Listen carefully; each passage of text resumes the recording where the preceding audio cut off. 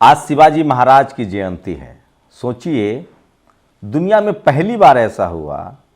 लोग कहते हैं, यहाँ के जो इंटेलेक्चुअल हैं, जो ब्राह्मण इंटेलेक्चुअल है, वो कहते हैं कि शिवाजी के लिए पेशवा लड़ रहा था मुगलों से। तो शिवाजी के लिए जब पेशवा लड़ रहा था मुगलों से और जब शिवाजी हार गए तो सत्ता मुगलों के पास जानी चाहिए थी, पेशवाओं के पास कैसे आ गई? आपको पता है, संभाजी महाराज की जघन हत्या के बाद सत्ता जो है वो पेशवाओं के पास आई। और दुनिया में, भारत की नहीं बात कह रहा हूं, दुनिया में सबसे घिनौना कोई शासक हुआ तो वो पेशवा हुआ। उसी दौर में शूद्रों के गले में हांडी और पीछे झाड़ू लटकाई गई। और उसका खात्मा किसने किया? भीमा कोरेगांव। 500 महारों ने 28,000 पेशवाओं को गाजर मूली की तरह रौंद दिया। स्वराज के संस्थापक, बहुजन प्रतिपालक, किसान कुलभूषण छत्रपति शिवाजी महाराज की जयंती पर त्रिवार नमन बंदन। शिवशाही राजवंश की सत्ता जाने के बाद दो विचित्र घटना घटी। पहला, शिवशाही राजवंश की लड़ाई मुगल शासक से होती थी, लेकिन सत्ता पेशवा के पास गई, यानी शिवाजी महाराज की हत्या करवाने में पेशवा विभीषण था। दूसरा, शिवाजी महाराज की मृत्यु के पश्चात पेशवाओं ने शिवाजी महाराज की जयंती कभी नहीं मनाया। शिवाजी महाराज की प्रथम जयंती पेशवा राज समाप्ति के बाद ज्योतिबा फूले ने मनाया था, यानी जग जाहिर तौर पर शिवाजी महाराज का पेशवा विरोधी था। नोट, पेशवा कौन था? पेशवा ब्राह्मण था, ब्राह्मणवाद का संस्थापक था, मानववाद का सबसे बड़ा दुश्मन था। पेशवा साम्राज्य, बालाजी विश्वनाथ, उसके बाद बाजीराव पहला, रघुनाथ राव, बालाजी बाजीराव। जब शिवाजी महाराज की जयंती ज्योतिबा फुले ने मनानी शुरू की, उसी समय बाल गंगाधर तिलक ने गणेश चतुर्थी की शुरुआत की और वहीं से वो हिंदू हिंदू बोलने लगते हैं। तो बाबा साहेब हों, ज्योतिबा राव फुले हों, उन्होंने शिवाजी महाराज की जयंती मनानी शुरू की। उन्होंने उनका वो देखा कि उनको कहाँ सुपुर्दे खाक किया गया था, कहाँ वो परिनिर्वाण हुआ था। और संभाजी महाराज, उनको जिस तरह से कत्ल किया गया, वो साफ था कि वो पेशवाई मॉडल था कत्ल करने का। और इसीलिए शिक्षाविद, इतिहासविद लिखते हैं, राजेंद्र प्रसाद सिंह, भारतीय इतिहास में पेशवाओं ने अनोखी लड़ाई लड़ी मुगलों से और गद्दी हथियाई शिवाजी के वंशजों की।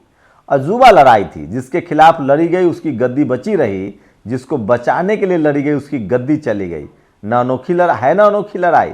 छत्रपति शिवाजी महाराज के जन्मदिन पर नमन। सबको पता है कि शिवाजी महाराज पर भरी सभा में तलवार किसने चलाई, किसने उनको धोखा दिया। आज पूरा बहुजन समाज, पूरा जाट, पटेल, मराठा, गुर्जर सब पढ़ा लिखा है।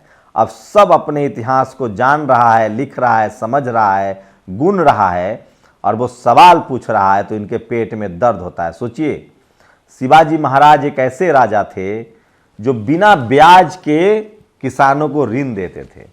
शिवाजी महाराज ऐसे राजा थे जिन्होंने इस देश में हर जाति और धर्म के खिलाफ जो अत्याचार था, गुरु गोविंद सिंह महाराज हो या शिवाजी महाराज हो या गुरु नानक साहब हो, ज्योतिबा फुले हो, रविदास हो, कबीर हो, ये सब अत्याचार के खिलाफ लड़ रहे थे, चाहे वो राजा हो या किसी भी तरह का अत्याचारी हो, वो मुगल ही क्यों ना हो। लेकिन तुलसी दुबे, जब अवध में राज था मुगलों का, जब मुगल का राज चल रहा था, तब तुलसी दुबे, दिलीप मंडल लिखते हैं, तब तुलसी दुबे कैसा राज चल रहा है, राजा अन्याय कर रहा है, न्याय कर रहा है, इस पर नहीं लिख रहा था। वो अपने ब्राह्मण वर्चस्व को बचा रहा था। मुगलों के दौर में एक लाइन नहीं लिखते हैं कि राजा अत्याचारी है या प्रजा पर कहर टूट रहा है या हिंदुओं पर कहर टूट रहा है, ये भी नहीं लिखते हैं। वो पढ़िए पूरा रामचरितमानस, वो सिर्फ और सिर्फ ब्राह्मण जाति की श्रेष्ठता की बात करते हैं। और इसलिए मैं कह रहा हूं कि आपको समझना पड़ेगा कि कौन लड़ रहा था और कौन चापलूसी कर रहा था। इसका अंतर समझना पड़ेगा, और आप नहीं समझेंगे तो आपसे भूल हो जाएगी, देर हो जाएगी। मैं इसलिए कह रहा हूं, सोचिए किस तरह से रावण तुलसीदास ने भगवान शंकर को भी क्या कहा है पता है? वर्ण शंकर, दोगला कहा है। रावण के पिता विश्वा तुलसी पुलतस के पुत्र थे। रावण की मां कैकसी राक्षस सुमाली और केतुमती की बेटी थी। रावण तुलसीदास के हिसाब से वर्ण शंकर दोगला हुए। इंटरकास्ट मैरिज और उनके बच्चों के बारे में तुलसीदास की राय बहुत खराब थी। काली काल वर्णन उत्तर कांड रामचरितमानस में खुद तुलसीदास ने लिखा है। वर्ण संकर लिखने का मतलब यह वर्ण फिक्स थे, तथा कथित कर्म आधारित वर्ण में जो कर्म है वो पूर्व जन्मों का कर्म है। पूर्व जन्मों के कर्म से जाति अलॉट होती है, यानी जाति जन्मना है। यही बात हिंदू फिलॉसफी और हिंदू समाज व्यवस्था का आधार है। ये खत्म तो जाति व्यवस्था खत्म। भागवत धर्म क्या है? तुलसीदास राम जी के मुंह से भागवत धर्म की परिभाषा कहलवाते हैं। ब्राह्मण कुल से द्रोह करने वाला मुझे नहीं सुहाता। भूदेव यानी धरती के देव ब्राह्मण की सेवा करने से ब्रह्मा और शिव के आपके बस में हो जाएंगे। यही भागवत धर्म है। तुलसीदास पोल खोल। आप समझ सकते हैं कि लगभग 95% हिंदुओं की मानसिक गुलामी का कितना बड़ा स्रोत तुलसीदास है।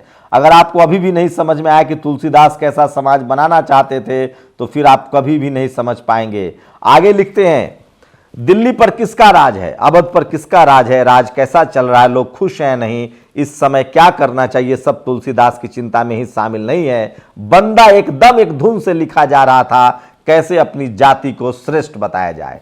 इसीलिए पूरा ब्राह्मण समाज आज तुलसी दुबे को बचाने में जुटा है और रामचरितमानस आप पर थोप रहा है। जाके कीजिए केस दिलीप मंडल पर, जो आप ही की किताब को कोट कर रहे हैं, और उसी का नमूना देखिए। आज भी वही चल रहा है। सूर्य कुमार यादव का एक पारी में फ्लॉप होना, 7 रन और उनको बाहर। केएल राहुल का क्या चल रहा है? रोज फ्लॉप फिर भी टीम में। सोचिए, चेतन शर्मा सरेआम एक ब्राह्मण बीसीसीआई का सिलेक्शन, जिसने जावेद मियादाद पर छक्का खाया था। कोई मुसलमान दलित पिछड़ा छक्का खा जाता तो उसको राष्ट्रद्रोही कहते। रजत शर्मा, सौरभ शर्मा, चेतन शर्मा, यशपाल शर्मा। मेरी राय है कि इस पैनल में कम से कम एक पांडे, मिश्रा, दुबे, झा, त्रिवेदी, त्रिपाठी, वाजपेयी या पाठक भी होना चाहिए था। अन्याय हुआ है उनके साथ। ये ब्राह्मणों के साथ जुल्म है, देखकर मुझे बुरा लगता है। सौरभ शर्मा कह रहा है कि चेतन शर्मा बहुत अच्छे हैं। मतलब एक शर्मा दूसरे शर्मा को सर्टिफिकेट देता रहता है। तो इस पैनल में कम से कम एक पांडे, मिश्रा, दुबे, झा, त्रिवेदी होना चाहिए। सोचिए, इकोनॉमिक वीकर सेक्शन का रिजर्वेशन आया है। पता तो लगाइए आरटीआई से, 97% रिजर्वेशन उसमें से कौन खा रहा है।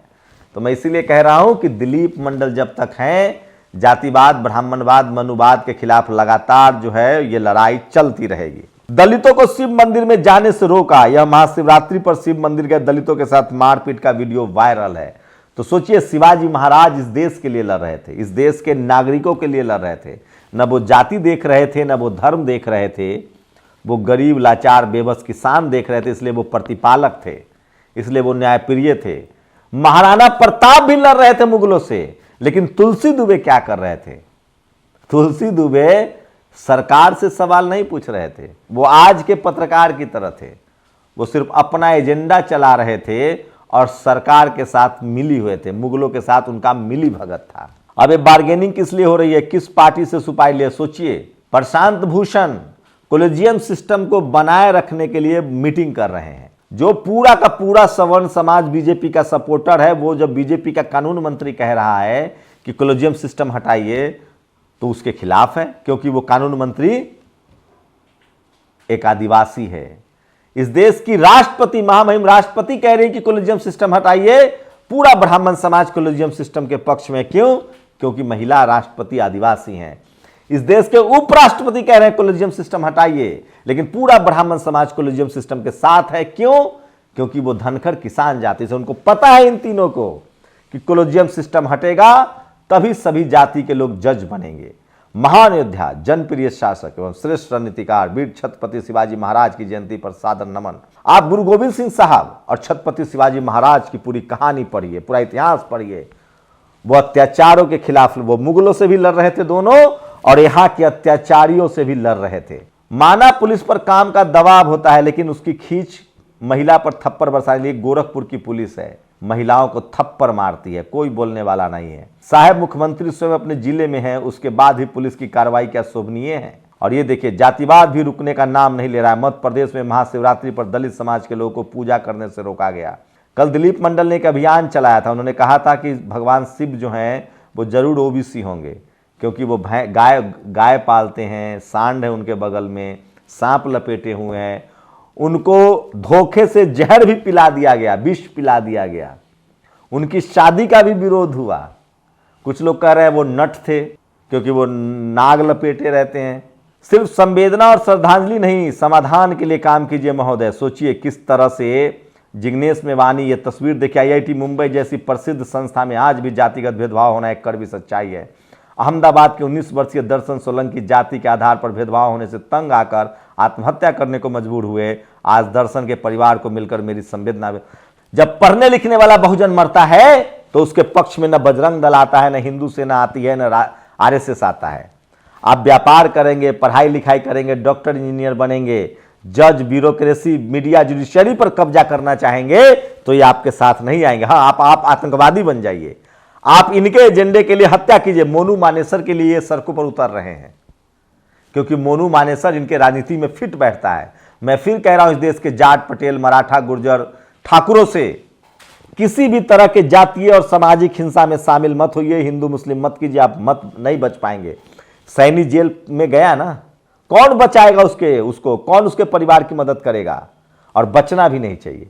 आप अत्याचार करके नहीं बचेंगे। मोनू मानेसर को ढूंढा जा रहा है, बजरंग दल उसके समर्थन में। क्यों? अगर ये मोनू मानेसर कॉलेज में होता, ये रिंकू सैनी कॉलेज में होता तो ये मनुवादियों के निशाने पर होता, क्योंकि ये कलेक्टर एसपी बनता। लेकिन ये उन्हीं को हिंदू कहते हैं जो इनके एजेंडा को आगे बढ़ाए, और इस बात को इस देश के लोगों को समझना पड़ेगा। और जब तक नहीं समझेंगे तब तक आपके साथ अत्याचार होता रहेगा। और इसीलिए इनको राजेंद्र पाल गौतम से नफरत है, क्योंकि वो अपने समाज के किसानों के हक अधिकार की बात करते हैं। इनको चंद्रशेखर राय से नफरत है क्योंकि वो अधिकार की बात करते हैं।